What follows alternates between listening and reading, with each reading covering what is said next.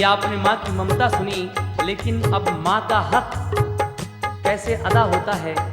कोई भी इंसान अपनी माँ के हक से अदा नहीं हो सकता, चाहे जिंदगी भर वो अपनी माँ की खिदमत करे। आइए इसी तरह का छोटा सा वाकया आखिर में और समाप्त फरमा लें। कहना है, रौनक फिजा थे मस्जिद नबवी में मुस्तफा, जलवों से थी हुजूर की चारों तरफ जिया, खिदमत में सहाबा भी थे बैठे अदब के साथ, फरमा रहे थे गुफ्तगू सरकार सबके साथ। इतने में एक शख्स ने दी आके हाजिरी, आदाब बजाला के सलामी दी बाखुशी, बोला अदब से मुझ पे करम शाह कीजिए, माँ के हुकूक से मुझे आगाह कीजिए। मक्के से 60 कोस की दूरी पे है मकान, घर में हमारे या नबी अंधी है एक माँ, पैदाइशी अंधी है वो 100 साल उम्र है, खिदमत से अपनी माँ की मुझे कुछ ना उज़्र है। माँ के सिवा किसी का सहारा नहीं मुझे, माँ के सिवा किसी का सहारा नहीं मुझे, माँ के सिवा किसी का सहारा नहीं मुझे, उनकी जरा तकलीफ गवारा नहीं मुझे, उनकी जरा तकलीफ गवारा नहीं मुझे, उनकी जरा तकलीफ गवारा नहीं मुझे।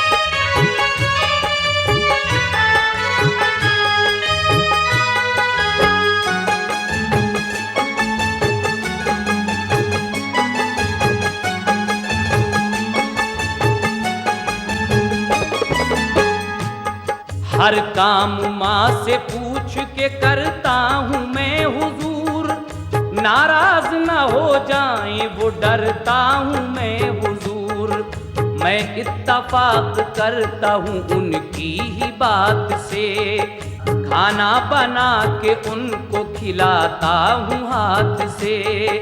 माने की मेरी परवरिश जब मैं जवां हुआ, जाहिर हुआ कि माँ को है एक हज की तमन्ना, कंधों पे अपनी माँ को बिठा कर मैं चल दिया, सामान खाने पीने का सब साथ में लिया, माँ को तवाफ़े काबा और अरकाने हज सभी कंधे पे बिठा कर अदा करवाए या नबी। तब से हुजूर 60 साल मुझको हो गए, हर साल हज कराता हूँ कंधे पे बिठा के।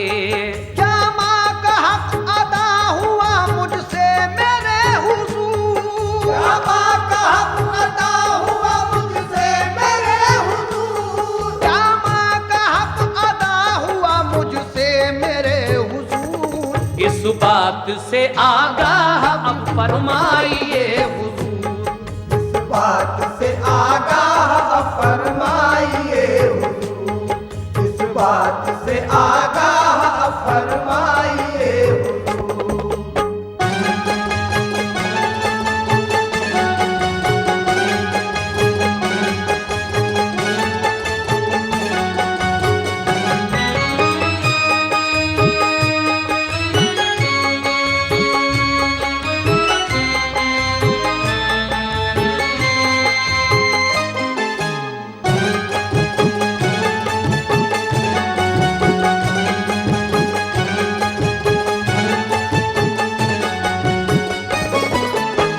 कहता है कि हुजूर, मैंने अपनी माँ को 60 साल हो गए, बराबर हर साल कंधे पे बिठाकर हज करवाया है, क्या मैं अपनी माँ के हक से अदा हो गया?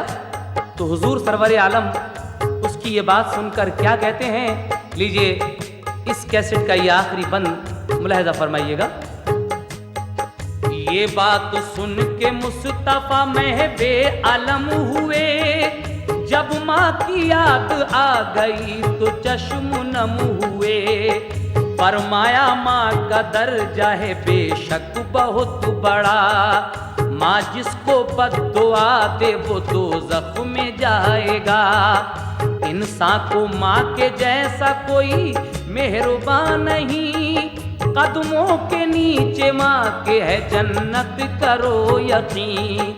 तुमने जो 60 हज कराए माँ के वास्ते, फिर भी ना सुबह दोष हुए माँ के फर्ज से। तुम माँ के शिकम में जो उछलते थे बारहा, एक बार उछलने का फकत हक अदा हुआ। सरकार फरमाते हैं कि तुम क्या समझते हो, तुम 60 हज अपने कांधे पर बिठाकर अपनी माँ को करा चुके हो, लेकिन अब ये समझने लगे कि हम अपनी माँ के हक से अदा हो गए। नहीं नहीं, ऐसा नहीं है। तुम जब अपनी माँ के शिकम में थे और माँ के शिकम में जब उछलते थे बार बार, तो एक बार उछलने का हक भी अदा नहीं हुआ है। सुभान अल्लाह, ये माँ की अजमत है और ये माँ का हक है, इससे कोई बड़ी जिम्मा नहीं हो सकता। समाप्त कीजिएगा ये आखिरी 2-3 शेर।